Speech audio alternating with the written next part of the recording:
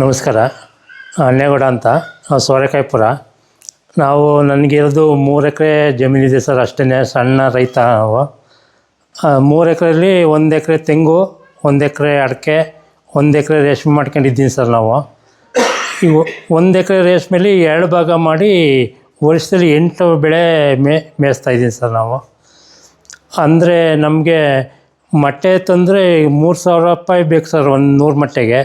ನಾವೇ ಮೊಟ್ಟೆ ತಂದು ಚಾಯ್ಕೆ ಮಾಡ್ಕೊಂಡ್ರೆ 300 ರೂಪಾಯಿ ನಮ್ಮ ಕೆಲಸ ಆಗುತ್ತೆ ಸರ್. ಹಾಗಾಗಿ ನಾವು ಮೊಟ್ಟೆ ತಂದು ನಾವೇ ಒಂದು ಚಾಯ್ಕೆ ಮಾಡ್ಕೊಂಡು 100 ಮೊಟ್ಟೆಗೆ 70 ಕೆ ಜಿ 80 ಕೆ ಜಿ ಗಂಟ ಇಳುವರಿ ತೆಗಿತೀನಿ ಸರ್. ಜೊತೆಗೆ ತೆಂಗು, ಅಡಿಕೆ ಒಂದು 20 ವಾತನ್ನು ಸಾಯ್ಕೊಂಡು ನಮ್ಮ ಸಂಸಾರಕ್ಕೆ ತೊಂದರೆ ಇಲ್ದಂಗೆ ಕೃಷಿ ಜೀವನದಲ್ಲಿ ನೆಮ್ಮದಿಯಾಗಿ ಚೆನ್ನಾಗಿದ್ದೀವಿ ಸರ್ ನಾವು.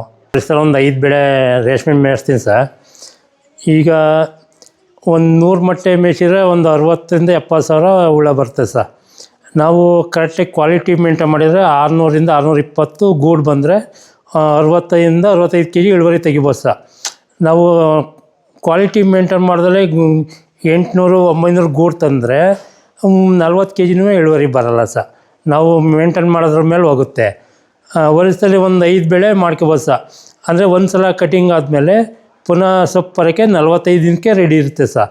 ವರ್ಷದಲ್ಲಿ 5 ಬ್ಯಾಚು ನಾವು ರೇಷ್ಮೆ ಮಾಡ್ಬೋದು. ಒಂದು ತಿಂಗಳಿಗೆ 1 ಬೆಳೆ ಬರುತ್ತೆ ಸರ್. ವರ್ಷದಲ್ಲಿ 5 ಬೆಳೆ ಸರ್. ಈಗ 800 ರೂಪಾಯಿ ಇದೆ, ಒಂದು ಸಲ 3,000 ರೂಪಾಯಿ ಆಗುತ್ತೆ. ಆ ರೇಟ್ ಬೇಡಿ ಸರ್. ಮಿನಿಮಮ್ಮು ಒಂದು 1,000 ರೂಪಾಯಿ ಹಾಕೊಂಡ್ರೆ ನಾವು 3 ಲಕ್ಷದಿಂದ 4 ಲಕ್ಷ ಆದಾಯ ಮಾಡ್ಕೋಬೋದು ಸರ್. ಒಂದು 3/4 ಎಕರೆ ರೇಷ್ಮೆ ಇದ್ದರೆ ಒಂದು 4 ಲಕ್ಷದಿಂದ 5 ಲಕ್ಷ ಮಾಡ್ಕೋಬೋದು ಸರ್. ಖರ್ಚೆಲ್ಲ ಕಳೆದು ಒಂದು ವರ್ಷದಲ್ಲಿ ಒಂದು 2.5 ಲಕ್ಷ ಉಳಿಸ್ಕೋಬೋದು ಸರ್. ಇನ್ನು ಅದ್ಬಿಟ್ಟು ತೆಂಗಿನ ಮರ, ಅಡಿಕೆ ಅದರಲ್ಲೊಂದು 2-3 ಲಕ್ಷ ಸಿಗುತ್ತೆ ಸರ್. ಒಂದು ರೈತನಿಗೆ ಒಂದು 3 ಎಕರೆಯಿಂದ 5 ಎಕರೆ ಮೇಲೆ ಜಮೀನು ಅವಶ್ಯಕತೆ ಏನಿಲ್ಲ ಸರ್. ಅಷ್ಟರಲ್ಲಿ ಆರಾಮಾಗಿ ಮಾಡ್ಕೊಂಡು ಹೋಗ್ಬೋದು ಸರ್ ನಾವು. ಈಗ ನಾನು ಒಬ್ಬನೇ ಸರ್. ನಾವು ಸಿಂಗಲ್ಲಾಗಿ ಒಬ್ಬನೇ 150 ಮೊಟ್ಟೆ ಮೇಯಿಸ್ಕೊತೀನಿ ಸರ್ ನಾನು. ಒಂದು 7-8 ವರೆ ಸೊಪ್ಪು ಒಬ್ಬನೇ ಕಟ್ ಮಾಡಿ ಒಬ್ಬನೇ ಹಾಕ್ಕೊಂಡು ಈಗ ಬುಡ ಸಹಿತ ಕಟ್ ಮಾಡ್ಕೊಂಬಂದು ಹಾಕ್ತೀವಿ ಸರ್. ಈ ಥರ ಇದರಿಂದ ನಮಗೆ ಸಮಸ್ಯೆ ಇರೋದು ಸರ್. 150 ಮೊಟ್ಟೆ ಒಬ್ಬನೇ ಮಾಡ್ಕೋಬೋದು ಸರ್. ಈಗ ಲೇಬರ್ ಬಂದರೆ 600-700 ರೂಪಾಯಿ ಕೊಡಬೇಕು. ಏನು ಬೆಳಿಗ್ಗೆ 1-2 ಅವರು, 3 ಗಂಟೆ ಮೇಲೆ 2 ಅವರ್ ದಿನ 4 ಅವರ್ ಕೆಲಸ ಮಾಡ್ಕೊತೀನಿ ಸರ್. ಅಷ್ಟೇ, ಏನು ರಿಸ್ಕ್ ಏನು ಅನಿಸಲ್ಲ ಸರ್ ನಮಗೆ. ಮಿಕ್ಕಿ ಟೈಮಲ್ಲಿ ಬೇರೆ ಕೆಲಸ ಎಲ್ಲ ಮಾಡ್ಕೊತೀನಿ. ಹಾಗಾಗಿ ಒಬ್ಬನೇ 150 ಮೊಟ್ಟೆ ಮೇಂಟೈನ್ ಮಾಡ್ಕೊತೀನಿ ಸರ್ ನಾನು. 30 ದಿನಕ್ಕೆ ಹಣ್ಣಿಗೆ ಬರ್ತದೆ ಸರ್. ಆಮೇಲೆ 8 ದಿವಸಕ್ಕೆ ಗೂಡು ಬಿಚ್ಕೊಂಡೋಗಿ ನಾವು ಮಾರ್ಕೆಟ್ ಮಾಡ್ತೀವಿ ಸರ್. ಮಾರ್ಕೆಟು ಇವತ್ತಿನ ರೈಟು 800-900 ಇದೆ ಸರ್. ಹಂಗಾಗಿ ಒಂದು 60-70 ಸಾವಿರ 80 ಸಾವಿರ ಗಂಟ ಬರುತ್ತೆ ಸರ್. ಲೇಬರು ಅವಶ್ಯಕತೆ ಇಲ್ಲ ಸರ್. ನಮಗೆ ಒಂದು ಟ್ರಿಲ್ಲರ್ ಮಾಡ್ಕೊಂಡಿದ್ದೀನಿ, ಅದರಲ್ಲೇ ಸೊಪ್ಪು ಏರ್ಕೊಬರೋದು ಎಲ್ಲ ಅದರಲ್ಲೇ ಮಾಡ್ಕೊತೀನಿ. ಲೇಬರ್ ಅವಶ್ಯಕತೆಯೇ ಇಲ್ಲ ಸರ್ ನಮಗೆ. ಎಷ್ಟೇ ಕೆಲಸ ಇರೋ ಒಬ್ಬನೇ ಮಾಡ್ಕೋಬೋದು ಸರ್.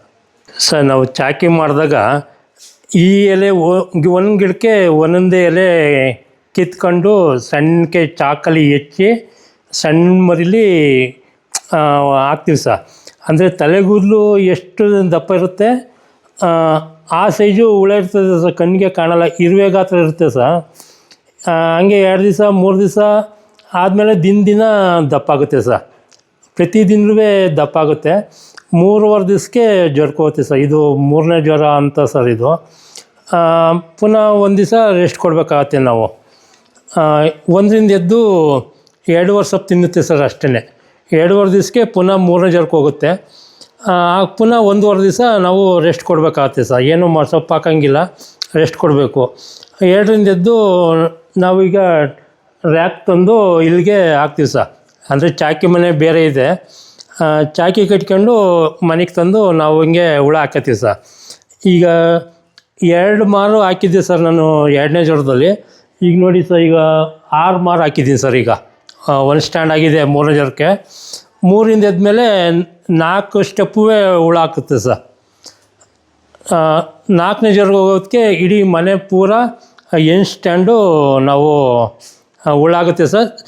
ಏನು ಸೈಜ್ ಬರುತ್ತೆ ಅದ್ರ ಮೇಲೆ ನಾವು ಬೆಡ್ಡು ಎಳಿತಾ ಇರ್ಬೇಕು ಸರ್ ನಾವು. 4ರಿಂದ ಎದ್ದು 6ನೇ ದಿವಸಕ್ಕೆ ಶಾಂಪಲ್ ಕಾಣುತ್ತೆ ಸರ್. 7ನೇ ದಿವಸಕ್ಕೆ ಚಂದ್ರಿಕೆ ಹಾಕ್ತೀವಿ.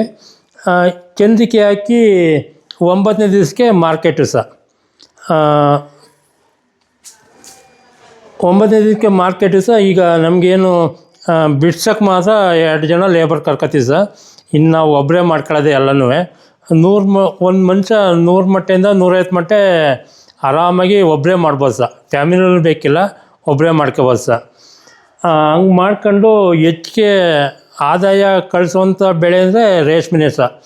ಈಗ ನಾವು ತರಕಾರಿ ಹಾಕ್ತೀವಿ ಅಂದರೆ ಪ್ರತಿ ತಿಂಗಳು ನಾಟಿ ಮಾಡಬೇಕು, ಒಂದು ಸಲ ಬಂದರೆ ಮುಗೀತು ಸರ್. ಇದು ಒಂದು ಸಲ ನಾಟಿ ಮಾಡಿದರೆ 50 ವರ್ಷ ಬಾಳಿಕೆ ಬರ್ತದೆ ಸರ್.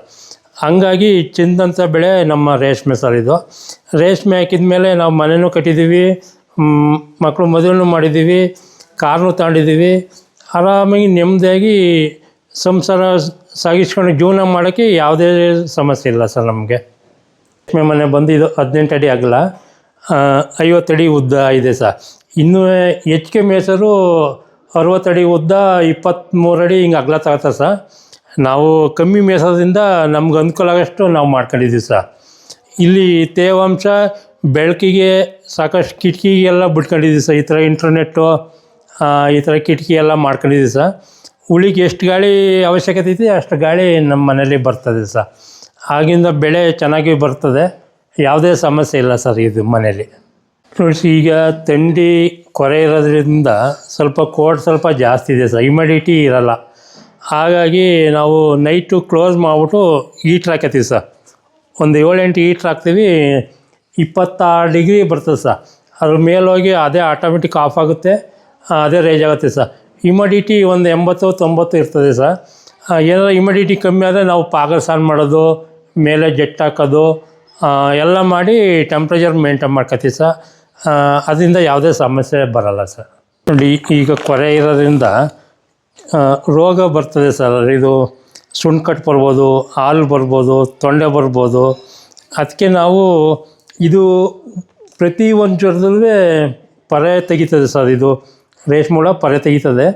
ಆ ಪರೆಯಲ್ಲಿ ರೋಗ ಏನೂ ಬರಬಾರ್ದು ಅಂತ ನಾವು ವಿಜೇತ ಎದ್ದ ತಕ್ಷಣ ಫ್ರೈ ಮಾಡಿ, ಇದು ಫ್ರೈ ಸಿಂಪಡಣೆ ಮಾಡಿ 1/2 ಅವರ್ ಬಿಟ್ಟು ನಾವು ರೇಷ್ಮೆ ಸೊಪ್ಪು ಕೊಡ್ತೀವಿ ಸರ್. ಆದ್ದರಿಂದ ನಮ್ಮ ಸುಣ್ಕಟ್ಟು ಯಾವುದೇ ಸಮಸ್ಯೆ ಬಂದಿಲ್ಲ ಸರ್. ಜ್ವರದಲ್ಲಿ ಸುಣ್ಣ ಹೊಡ್ಕೊತೀವಿ, ಎದ್ದ ನಂತರ ವಿಜೇತ ಬಳಸ್ತೀವಿ ಸರ್. ಇದು ಬಳಸೋದ್ರಿಂದ ನಮಗೆ ರೋಗ ಬರ್ತಾಯಿಲ್ಲ ಸರ್.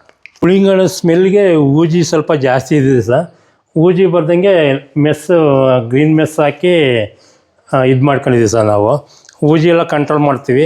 ತೀರಾ ಊಜಿ ಜಾಸ್ತಿ ಆದಮೇಲೆ ಮ್ಯಾಟ್ ಹಾಕೋದು, ಅದಕ್ಕೆ ಏನು ಉಪಕರಣ ಐತೆ ಅದೆಲ್ಲ ಬಳಸ್ಕೊಂಡು ಊಜಿ ಬರ್ದಂಗೆ ಮೇಂಟೈನ್ ಮಾಡಿದ್ದೀವಿ ಸರ್.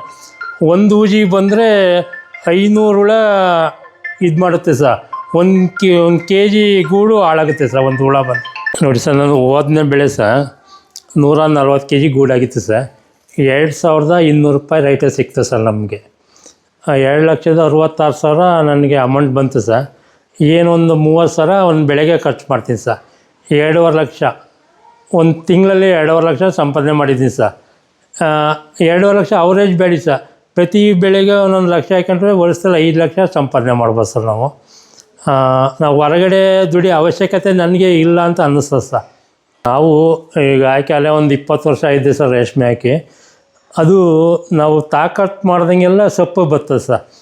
ಹೆಚ್ಚು ನಾವು ಕೊಟ್ಟಿಗೆ ಗೊಬ್ಬರ ಉಪಯೋಗಿಸ್ತೀನಿ ಸರ್. ಹಾಗಾಗಿ ನಮಗೆ ಯಾವತ್ತೂ ಬೆಳೆ ಸಮಸ್ಯೆ ಬಂದಿಲ್ಲ. ಹೆಚ್ಚು ಕ್ವಾಲಿಟಿ ಬಂದಷ್ಟು ನಮಗೆ ಬೆಳೆ ಚೆನ್ನಾಗಿ ಬರುತ್ತೆ ಸರ್. ಸೊಪ್ಪೆ ನಾವು ತಿನ್ನೋ ಆಹಾರನೇ ಚೆನ್ನಾಗಿಲ್ಲ ಅಂದರೆ ನಮ್ಗೆ ಎಲ್ಲಿ ಸಹ ಹುಷಾರು ತಪ್ತೀವಿ, ಬೇರೆ ಏನಾರು ಆಗುತ್ತೆ. ಆ ಥರ ಕ್ವಾಲಿಟಿ ಇದ್ದಷ್ಟು ನಮಗೆ ಬೆಳೆ ಚೆನ್ನಾಗಿ ಬರುತ್ತೆ ಸರ್. ಈಗಲೂ ನಾವು 20 ವರ್ಷಕ್ಕೆ ಕಡ್ಡಿ ಅಂತ ನಾವು ಅಂದ್ಕೊಂಡಿಲ್ಲ ಸರ್. ನಾವು ಎಷ್ಟು ಕೆಲಸ ಮಾಡ್ತೀವಿ ಅಷ್ಟು ಕ್ವಾಲಿಟಿ ಸೊಪ್ಪು ಬರ್ತೈತೆ ಸರ್ ನಮಗೆ. ಎಲ್ಲ ರೈತ ಬಾಂಧವರಿಗೆ ಧನ್ಯವಾದಗಳು. ಶುಭ ದಿನ.